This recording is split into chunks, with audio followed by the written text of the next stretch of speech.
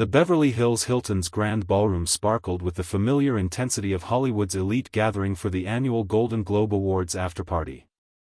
Crystal chandeliers cast dancing shadows across faces that graced magazine covers worldwide, while the gentle clink of champagne glasses provided a sophisticated soundtrack to the evening's conversations. Margot Robbie stood near the bar, her emerald Versace gown catching the light as she laughed at something her publicist had whispered in her ear. The Australian actress had just finished a grueling award season promoting her latest film, and tonight felt like the first moment in months where she could actually breathe. Her nomination for Best Actress had been expected, though she'd lost to a worthy competitor. Still, the recognition felt validating after years of fighting to be taken seriously beyond her stunning looks. Across the room, Leonardo DiCaprio held court with a small group of industry veterans, discussing his latest environmental documentary project.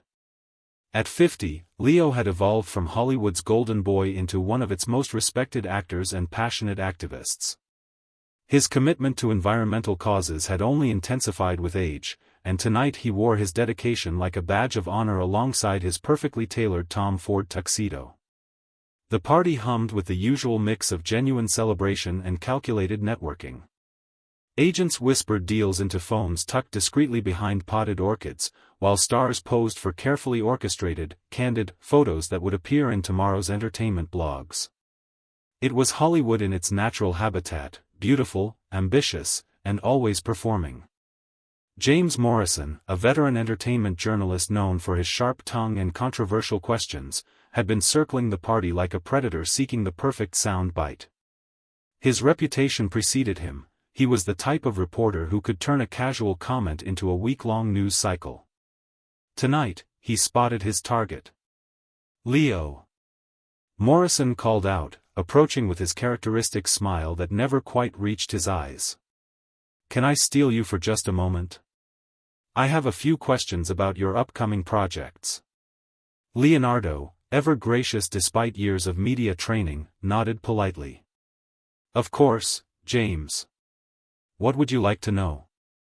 The small crowd around them began to disperse, sensing the shift from casual conversation to interview mode. Morrison pulled out his phone, ostensibly to record, but Margot noticed how he positioned it to capture not just Leo's voice, but his reactions as well. "So, Leo, another environmental documentary in the works." "That's admirable," Morrison began, his tone deceptively casual. "Though I have to ask, don't you think there's something ironic about lecturing people on climate change while dating women who are, shall we say, significantly younger than you? I mean, your carbon footprint from all those private jet trips to see your 20-something girlfriends must be substantial." The question hung in the air like a toxic cloud. Conversations around them began to quiet as people sensed drama brewing. Leo's jaw tightened almost imperceptibly, but his media training kicked in. "My personal life and my environmental work are separate matters, James. I think we should focus on the important issues at hand." "But aren't they connected?" Morrison pressed, his voice growing louder, ensuring nearby guests could hear every word. "You're asking ordinary people to make sacrifices for the planet while you're living this playboy lifestyle. And let's be honest, the age gaps with your girlfriends are becoming something of a running joke. What is it, you've never dated a woman over 25? Isn't that a bit creepy?" The word creepy seemed to echo through the suddenly quiet space around them. Several guests had stopped their own conversations entirely, phones discreetly appearing as they sensed a potential viral moment in the making. Leonardo's composure began to crack. His face flushed slightly, and Margot could see the hurt behind his eyes. She'd known Leo for years through various film industry events and charity functions. Behind the celebrity facade, he was actually quite shy and sensitive, despite his confident public persona. The personal attack was clearly hitting its mark. Margot remembered the first time she'd met Leo, 3 years earlier at a climate change benefit in Malibu.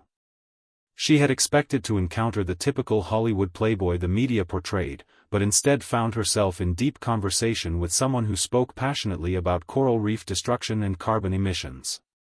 He had shown her photos on his phone from his recent trip to document glacial melting in Greenland, his eyes lighting up not with the typical actor's ego, but with genuine concern for the planet's future. That night, she had watched him auction off personal items, including his Oscar, to raise money for marine conservation. The gesture had struck her as both humble and profound. Here was someone using his fame not for personal gain, but as a tool for positive change. She had bid on and won a dinner with him, which turned into a 4-hour conversation about everything from Australian environmental policies to the psychology of climate change denial. Since then, they'd collaborated on several environmental initiatives. Margot had quietly joined Leo's foundation as an advisor, using her own platform to amplify conservation messages. She'd seen firsthand the countless hours he spent in board meetings, the meticulous research he conducted before every documentary, and the genuine anguish he felt watching the planet's ecosystems collapse while politicians debated the reality of climate science. She also knew the toll that constant media scrutiny took on him. The relentless focus on his personal relationships had begun to affect his willingness to engage publicly on environmental issues.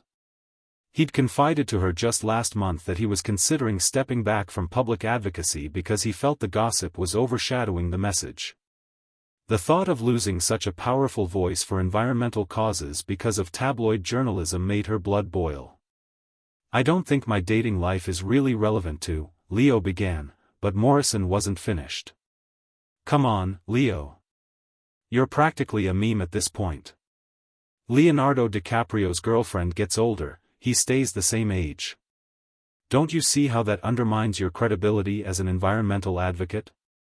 How can people take you seriously when you're living like it's still 1999? That was the moment Margot decided she'd heard enough. She had been standing about 10 feet away, pretending to examine her phone while actually listening to every cruel word. The injustice of the attack infuriated her. Here was a man who had dedicated years of his life and millions of his own dollars to environmental causes, being reduced to cheap tabloid gossip by a journalist more interested in clicks than truth. Without thinking, Margot stepped forward, her heels clicking decisively against the marble floor. The emerald silk of her dress rustled as she positioned herself between Morrison and Leo, her chin raised in defiance. "Excuse me," she said, her Australian accent adding a sharp edge to her words. "I couldn't help but overhear your questions, and I have to say, they're absolutely disgraceful." Morrison turned to face her, his eyes lighting up with the prospect of an even bigger story. "Margot Robbie. Perfect timing. What's your take on Leo's dating patterns? Surely as a woman in Hollywood, you have thoughts on." "What I have thoughts on," Margot interrupted, her voice growing stronger and more commanding, "is your complete inability to do actual journalism. You're standing in front of one of the most dedicated environmental activists in Hollywood, a man who has personally funded countless conservation projects, produced documentaries that have changed minds and policies, and used his massive platform to bring attention to the climate crisis, and all you can think to ask about is his dating life." The crowd around them had grown larger, drawn by the unexpected confrontation. Phones were definitely recording now, though Margot seemed oblivious to the digital audience forming around her. She could feel the weight of the moment, knowing that whatever she said next would likely be dissected and analyzed across social media platforms within minutes. But that awareness only strengthened her resolve. She thought about all the times she'd been reduced to her appearance, asked about her diet and workout routine instead of her craft, questioned about her personal relationships rather than her professional achievements. The pattern was exhaustingly familiar, and she was tired of watching it happen to others. Behind Morrison, she noticed several other journalists had materialized, drawn by the scent of drama. Their cameras and phones were trained on the confrontation, ready to capture any moment of weakness or controversy. This was exactly the kind of feeding frenzy that made many celebrities retreat from public life entirely. Margot also spotted several of her fellow actors in the crowd, some looking uncomfortable with the public nature of the confrontation, others nodding in agreement with her words. She caught sight of Emma Stone giving her an almost imperceptible thumbs up, while Ryan Gosling looked like he was fighting back a smile. The support from her peers gave her an additional surge of confidence. But you have to admit, the pattern is problematic, Morrison tried again. The only thing that's problematic here is your priorities, Margot shot back, her voice rising with passion. This is the same man who has saved more oceans than you've probably ever asked intelligent questions about. While you're sitting at your desk crafting gossip disguised as journalism, Leo is out there actually making a difference in the world. The phrase hit like a thunderbolt. Several people in the crowd gasped audibly, and someone could be heard whispering, "Oh my God, she just destroyed him." The silence that followed was deafening. Even the ambient party noise seemed to fade as everyone within earshot processed what they'd just witnessed. Margot felt a moment of uncertainty. Had she gone too far? But then she looked at Leo's face and saw something she hadn't expected: relief. For the first time in the entire encounter, he was smiling. Morrison, meanwhile, looked like he'd been physically struck. His usual swagger had completely evaporated, replaced by the deer-in-headlights expression of someone who had severely underestimated his opponent. He glanced around nervously, perhaps realizing for the first time that his standard attack tactics weren't going to work in this situation. In the crowd, Margot noticed a young woman, probably an intern or assistant, filming the entire exchange with barely contained excitement. The girl caught Margot's eye and mouthed, "Thank you," a gesture that reminded Margot why this moment mattered beyond just defending a friend. This was about setting a precedent, showing that the entertainment industry's toxic interview culture didn't have to be tolerated. Margot wasn't finished. The months of watching talented women be reduced to their appearance, of seeing serious actors dismissed for their personal lives, of witnessing the media's obsession with tearing down rather than building up, it all came pouring out. You want to talk about patterns? Let's talk about your pattern, James. Every interaction I've ever seen you have with a celebrity involves trying to embarrass them or catch them in some kind of gotcha moment. When was the last time you asked about someone's craft? Their passion projects? Their charitable work? You're like a vulture circling, waiting for vulnerability so you can exploit it for content. Morrison's face had gone from smugly confident to genuinely uncomfortable. The crowd was now openly staring, and he could sense the mood shifting against him. "I'm just asking the questions the public wants answered," he said weakly. "No," Margot said firmly, "you're asking the questions you think will get you the most clicks and social media engagement. There's a difference between journalism and gossip, and right now you're firmly in gossip territory." She turned slightly to include Leo in her defense, her hand gesturing toward him with obvious respect and admiration. Leonardo DiCaprio has done more for environmental conservation than most world leaders. His foundation has granted over $100 million to environmental causes. He's produced films that have literally changed legislation. He's brought global attention to climate change, deforestation, and ocean conservation. And you're asking about his dating life like he's some reality TV star? The crowd was beginning to murmur in agreement. Several people started clapping slowly, and the applause began to build. Furthermore, Margot continued, now fully in her stride, the man's personal life is exactly that, personal. As long as he's dating consenting adults, which he is, then frankly it's none of your business or mine. The fact that you're trying to shame him for who he chooses to spend time with says far more about you than it does about him. The applause was getting stronger now, with more people joining in. Morrison looked around desperately, realizing he was losing control of the situation entirely. "But surely you can see the optics," he tried one last time. "The only optics I see," Margot said, her voice now carrying clearly across the room, "are those of a serious journalist completely failing to do his job. Instead of using your access to one of Hollywood's most committed activists to discuss important issues, you're peddling the same tired gossip that any entertainment blogger could serve up." She paused, letting her words sink in before delivering what would become the most quoted line of the evening. "This is a man who has literally helped save marine ecosystems, funded the protection of endangered species, and brought unprecedented attention to climate change. Meanwhile, your biggest contribution to society seems to be making celebrities uncomfortable at parties. So please, tell us again about patterns and priorities." The room erupted. The applause was no longer polite or measured, it was thunderous, enthusiastic, and sustained. People were cheering, whistling, and several were openly laughing at Morrison's obvious discomfort. Even some of the waitstaff had stopped to clap. Morrison's face had gone red, and he quickly pocketed his phone, mumbling something about having other interviews to conduct, before disappearing into the crowd. The victory was complete and public. As the applause continued, Leo stepped forward and placed a grateful hand on Margot's shoulder. "Thank you," he said quietly, his voice thick with emotion. That was incredible.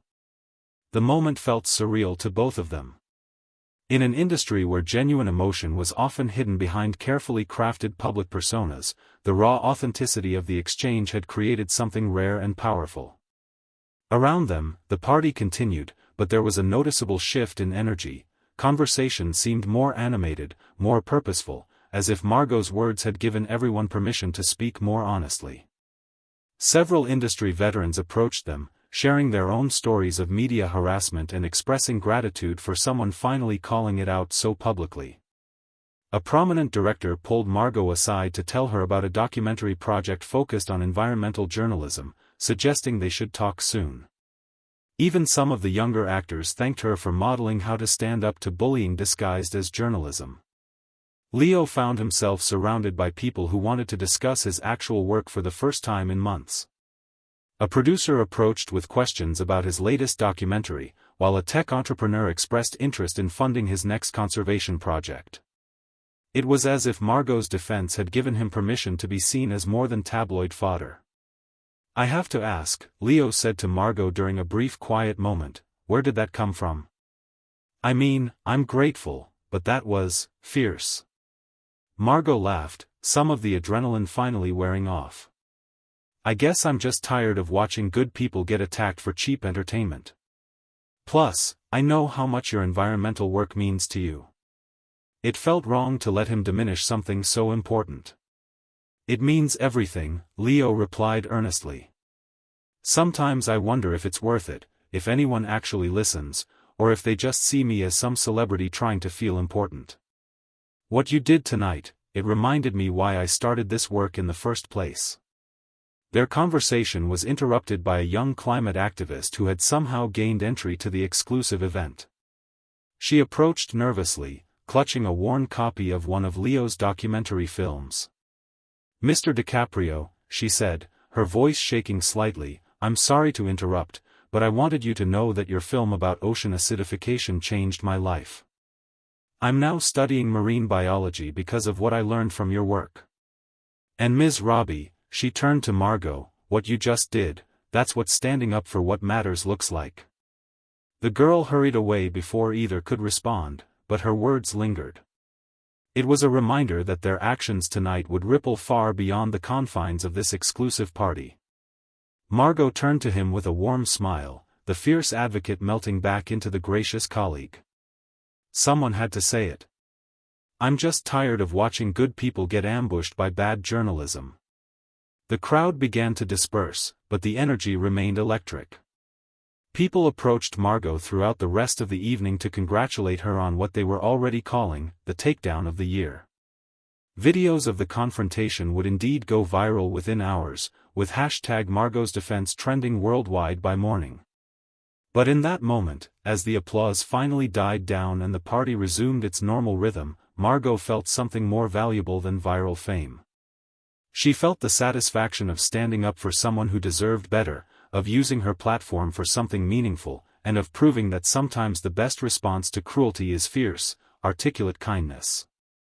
Leo spent the rest of the evening by her side, and their conversation ranged from environmental policy to the challenges of maintaining authenticity in Hollywood. It was the beginning of a friendship built on mutual respect and shared values, the kind of connection that makes the entertainment industry's occasional moments of genuine humanity worth celebrating. As they left the party together, still laughing about Morrison's hasty exit, neither could have predicted that Margot's defense would become a defining moment in both their careers. Sometimes the most powerful statements aren't planned or scripted, they simply arise from the courage to speak truth in moments when silence would be easier. The night ended with photographers capturing them walking to their respective cars, both grinning broadly, their friendship cemented by an unexpected moment of solidarity that Hollywood, and the world, would remember for years to come. Thank you for watching. I hope you all enjoy this video and learned a lesson. I would be grateful for your likes. Also don't forget to subscribe and comment on the video. See you soon.